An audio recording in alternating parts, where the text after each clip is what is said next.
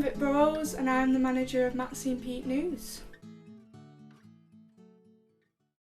Maxine Peake News is a fan base for actor Maxine Peake, and it all started really was when I run the Facebook page and the Twitter now, and also the Instagram, which I've just put up recently. And a girl called Alex, I went on Twitter and I couldn't find, anything on Maxine Peake, and then I found this page called Maxine Peake News, this Twitter account, and I started looking and I started messaging this girl who runs it called Alex, and she's a lovely German girl, and I've met her and she's amazing. And basically we just got talking about how much we love Maxine Peake, and we created Maxine Peake News. Well, I started it it was all from high school really. I didn't really have, I got bullied quite a lot, I didn't have a lot of confidence, and basically when I was choosing my GCSE options, it was either dance or drama, and I can't dance, so I was like, right, I'm gonna have to pick drama just to boost my confidence. And then I didn't really know what theatre was. I'd never been to a theatre before, and when I took the classes I was like really scared, really nervous, and I didn't think that acting was for me, because the only actors that I really heard of was like Judi Dench and maybe Julie Walters, but I wasn't that, I didn't see that much of her work, and I just thought, no, it's just for the elite, like there's no one like me, I'd obviously seen Coronation Street and stuff like that, but I never saw anything that I thought was related to me, or an actor that related to me that was working class, because I didn't see any of that. So when I went home from high school one day, and this is how I got into Maxine, was my mum had Criminal Justice on. It was like a BBC programme, and written by Peter Moffat, who's done like Silk and The Village with Maxine now. But anyway, he wrote that, and I came home and she had it on repeat, and it was just in the background, and I just stopped like doing what I was doing, because I just saw this woman, blonde-haired woman, it was Maxine, and she was in a courtroom, and she was like holding onto the glass, and she was crying, like saying, I need to be with my daughter, and for just some reason I just connected to it. I just connected to it emotionally. I don't know what happened, but I just thought I couldn't stop watching her. I just could not stop watching her. She was just really truthful. And then I watched the whole of it, and then I looked her name up, and her Maxine Peake. I was like, who's that? I don't know who that is, And then I looked her up online and found out she's from Bolton, which is down the road.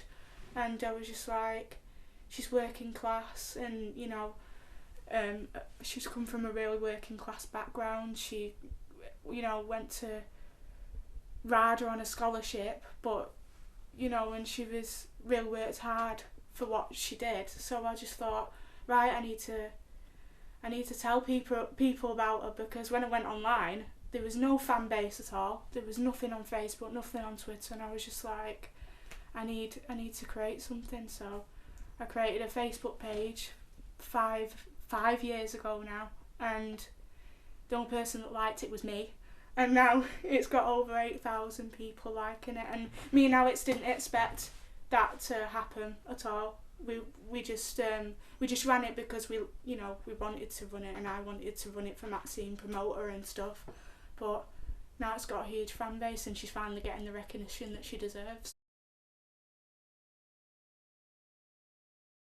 My teacher Lucy from Pendleton College, I was studying acting at college, and she knew Maxine like through a friend, and she knew that I liked her so much, so she was going to bring her in for a Q&A for us acting students, and I was literally like over the moon, and she told me 3 months in advance, so I had to keep that quiet, which it really was really hard, but I kept that quiet. And then she came in, and I was absolutely starstruck. Nobody else in the room knew who she was, but I was absolutely starstruck, and I think I hugged her at one point, and people said it looked like I was being blessed by the Pope. It was like, yeah. And then I met her there, and my friend Kim actually met her the day before, and she's in the doctors. And my mate came up to her and said, oh, Vic's like proper a huge fan. My friend, and she said, would you do an autograph? And Maxine said, yeah, and I've still got it now. And that's one of my prized possessions. So yeah, I met Maxine there. And then I worked at the Royal Exchange as a volunteer usher, and Maxine was obviously doing Hamlet. And I just saw her backstage a lot, and we just used to lot onto each other. And then finally, when she did the Squiker at the Royal Exchange, directed by Sarah Frankham, I plucked up the courage and basically wrote her a little note saying, I run this page for you. I don't know if you know about it. It's coming up to like the 3rd year anniversary. Could you do a little Q&A on it? And she said yeah. I didn't expect that at all, because I thought, she's busy, real busy actor. She probably doesn't want to, be involved with that, and that's how down to earth she is. She just said, yeah, okay, we'll do it.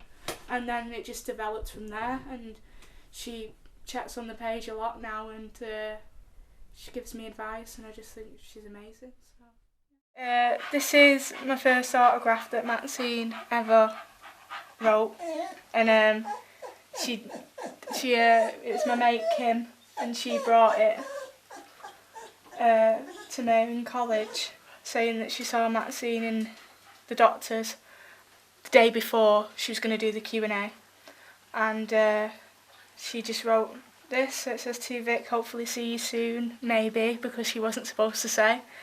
All the best for your studies at Pendleton, love, Maxine Peake, kiss kiss kiss. And that's my prized possession, actually framed.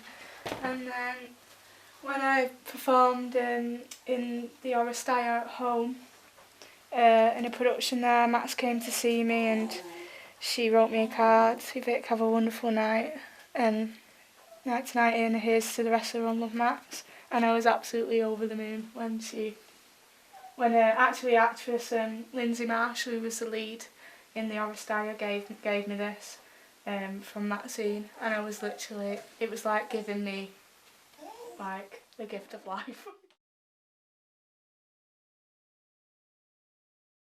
I think what draws people is that, they can connect to her.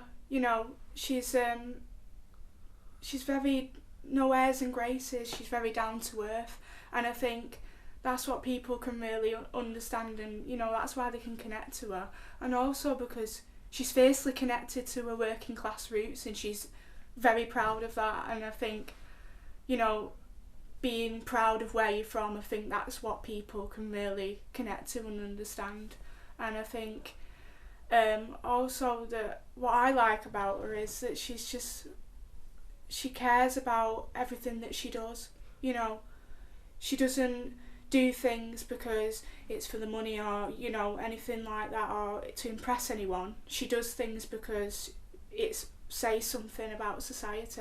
See, if you look at each character that she's played, like Hamlet, from Dinner Ladies, look at the variety of roles that she's done, Martha Costello in Silk, it says something, everything says something about society. Room at the Top as well, that's one of my favourite performances of hers, and she chose that because it said something about a woman in a repressed society. And I think whatever she does, what annoys me is when people say, have a go at her for her political views. It's like, well, despite what political leanings she has, she's actually using her voice and doing something about it. She goes and protests, she goes and marches, and she does things, for people. And I think that's why people can connect to her, because she does things for society, for people.